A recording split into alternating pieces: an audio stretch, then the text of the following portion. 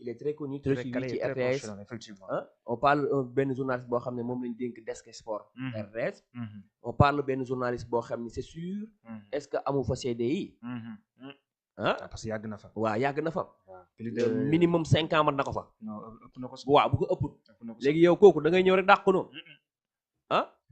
doo ko dàqee noonu inspection du travail mi ngi fi. voilà donc inspection du travail mu ngi fi foofu laay ñëw bu ko defee nga continuer foofu donc ñu gis avant-hier yaa ngi doon ci baraxal léegi nee ni l'activiste bien sûr Abdou Karim Xurum Xaq ci benn vidéo boo xam ne il est très viral sur les réseaux génn def yóbbu papier licenciement pour Pape Alé Niang le DG de RTS daal di licence ki nga xam ne moo di Pape Birame Biga Ndiaye Diagnar sa jàngat ndax ki nga xam ne moo di Abdou Karim waaw ndax lu mu def ëpp. est-ce que Abdou Karim Xurum Xaq moom moo war a moom mooy kii am prérogative bu demande ñu dàq ko. question bi may laaj la est-ce que Abdou Karim Xurum Xaq moom moo war a mën a jël këyit bind ci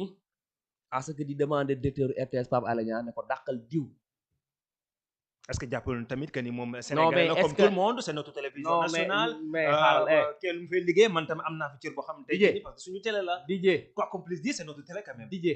ba nga ne sunu sama da cee dëñ sunu googu da nga cee bokk rek waaye moom moo ko sunu yooju bu dee 10 personnes la yow dong nga bëgg ko rek 9 personnes bu ñu bëggee Pape Birame Biga Ndiaye des fa sa yow moom benn personne boobu daa tax ñu dàq ko man daal fi may taxawee wax moom mooy Pape Birame Biga Ndiaye dañu ko tuumaal birum ñaari tur mu birum góor jigéen ñi bi ñu ko saytoo ñu xool ni amul feebar bii di wàllaate à travers ay message am la ñu intercepté gis ni da doon bindanteeg ba moroomu góoram message d'amour effectivement yoon mi nga xam ne moo jàpp ñoom Pape Cheikh Diallo jàpp Djibi Dramé jàpp Dabaax jàpp Zobalde jàpp ki nga xam ne moom moo di Zal Mbaye téye leen ci kaso bi pour def ay enquête même yoon boobu moo ne Pape Birame Biga Ndiaye taxawal toogeel nee xaar sa kër bu ñu la soxlaa jëli la kon est-ce que parce que yoon je tiens à rappeler Sénégalais yi ñu seetaan fii yoon daanagul criminaliser gul li nga xam ne moom moo di góor jigéen acte contre nature la loi bu Sénégal di aaye bu ñu gisee ni Pape Birame Biga Ndiaye dafa dañoo am ay preuve dafa doon def acte contre nature fi Pape Cheikh Diallo nekk ak ñoom Djibi Dramé nekk fa lañ ko yóbbu mu nekk fa effectivement comme yoon jël na ko tegee ko nee nag ne ko bul génn réew mi ñi ngi wéyal suñu enquête pour xool ba xam yow da nga doon def acte contre nature da nga doon jëflanteeg sa moroom góor effectivement yoon doog lay jël doog lay daan mais comme man jàpp naa ni yoon moo ne ko toogal sa kër wéyal sa liggéey te bul génn réew mi bu la yoon soxlaa nga ñëwaat mais est-ce que kon Pape ku mel ni Abdou Karim Xurum Xaq war na jàpp ni Pape Birame Biga Ndiaye borom ñaari tur la rek dañ ko war a dàq man j'en suis sûr RTS du jël ku koo xam ne borom ñaari tur la borom ñaari tur yi certifié mu leer ñu xam ni yow da ngay def acte contre nature RTS man gëm naa ni du recruter koo xam ne day def acte contre nature man gëm naa ni RTS du jël koo xam ne daf ñu leer ni kii day pratiquer li nga xam ne moom moo di góor jigéen loolu dëgg la mais tamit mënuñu xam tamit kii ni professionnalisme ak li nga xam te ni moo ngi koy apporter liggéey bi nga xam ne un excellent boulot bi nga xam ne moom Pape Birame moo ngi koy def ci RTS licencié ko tamit nekk loo xam te eggeguñ sax niveau professionnalisme da nga aaye ak sisti nga jàngee foo mën a jàngee foo mën a aaye buñ ñu leere da ngay pratiquer acte contre nature yoon daan la ci sa waay mënatoo liggéey chaîne bu mel ni RTS parce que image du RTS si joué tamit quand même effectivement fii bitim réew ngay gis un animateur wala benn journaliste mu taxaw ni man borom ñaari tur yi la kon ne di liggéey ci télé bi ñooñu ay tubaab lañ seen culture permettre na leen loolu ñun suñu culture suñu diine suñu yar suñu teggin suñu ay mag yu baax yi fi ne permettre ñu borom ñaari tur toog ci télé bu toll di RTS di animé loolu xoolal loolu c'est catégorique loolu xoolal jarul Abdou Karim Gueye Xurum Xaq moom bu mu sonal boppam njàpp boobu mu def njàpp dem RTS pour ñu dàq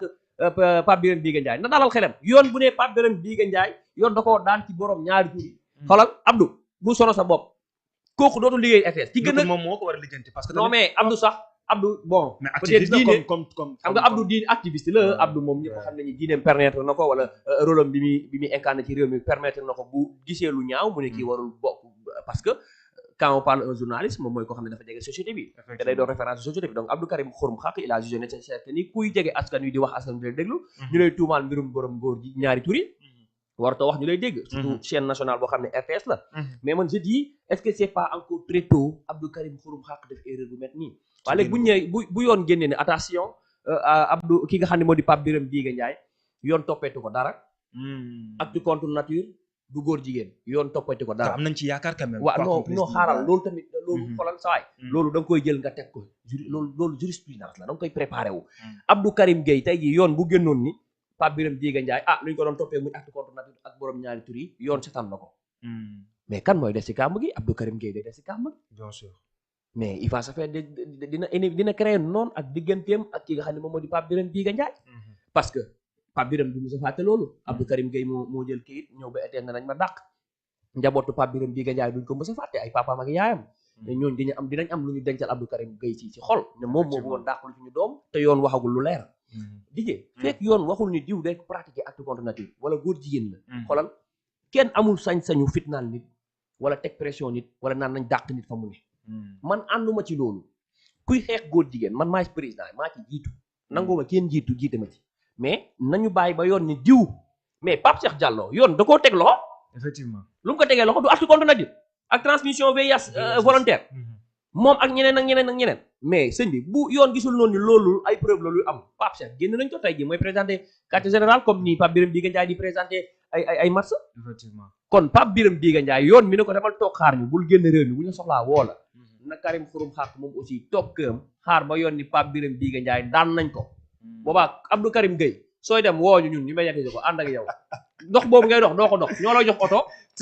préparé la sa ndogu ànd ak yow dem ba eggee na dàq leen Pape Birame Diéga Ndiaye parce que yoon moo ne day pratiquer acte contre nature mais yoon waxagul lu leer transégul nga takk say bagage dem nañ dàq doomu jàmbur waa léegi yow mooy wax tout à l'heure bu yoon génnee ne ay attention Pape Birame Diéga Ndiaye li ñu ko doon toppee amuñ preuve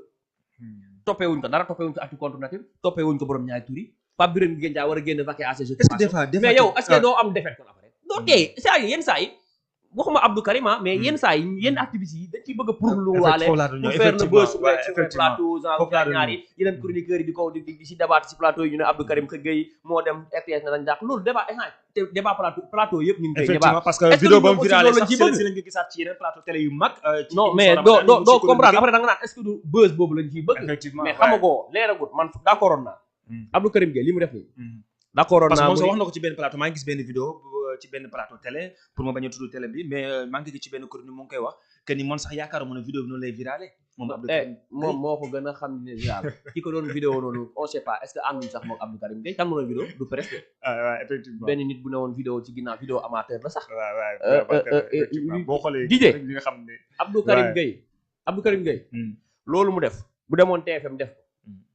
ko mën nañu ànd ak moom dañu waaw d'accord parce que Pape Cheikh kat yoon moo ne ko kaay fii li ñu lay toppee moom mooy acte contre nature ak transmission VIH